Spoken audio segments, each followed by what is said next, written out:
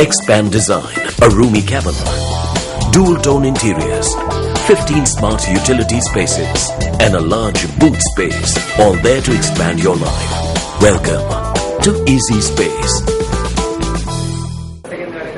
கொழும்பு நகரசபையின் தலைவர் டிபி ரவீந்திர உதயசாந்தவிற்கு கொழும்பு நீதவான் நீதிமன்றம் இன்று பிணை வழங்கியுள்ளது. உபதலைவரை தாக்கியதாக அவருக்கு எதிராக குற்றம் சுமத்தப்பட்டிருந்தது. கொழும்பு மேலதிக நீதவான் நிரோஷா பெர்னாண்டோவினால் 1 லட்சம் ரூபாய் சரீர பிணையில் செல்ல நகரசபையின் தலைவருக்கு அனுமதி வழங்கப்பட்டது.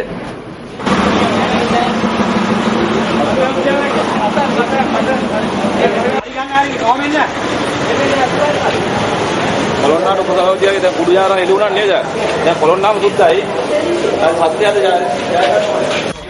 அவரிடம் துப்பாக்கி ஒன்று இருந்ததாக முறைப்பாடு கிடைத்துள்ள போதிலும் அதற்கான சாட்சி இல்லை என போலீசார் தெரிவித்தனர்.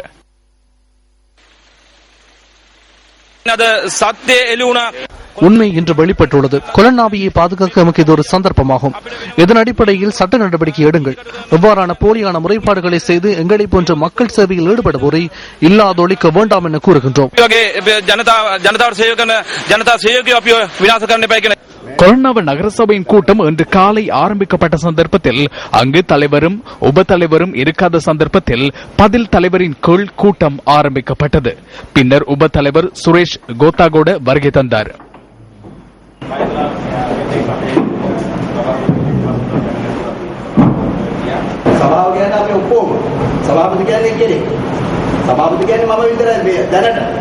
சபை என்பது நாம் அனைவரும், தலைவர் என்பது ஒருவர்.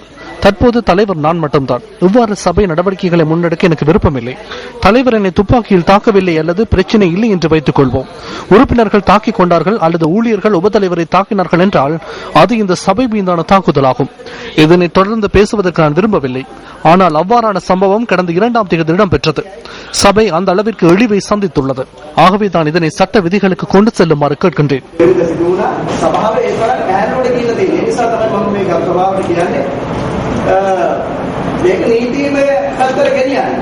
இதன் பின்னர் உபதலைவர் சபையில் இருந்து வெளியில் சென்று சில நிமிடங்களின் பின்னர் மீண்டும் அவர் சபைக்கு வந்தார்.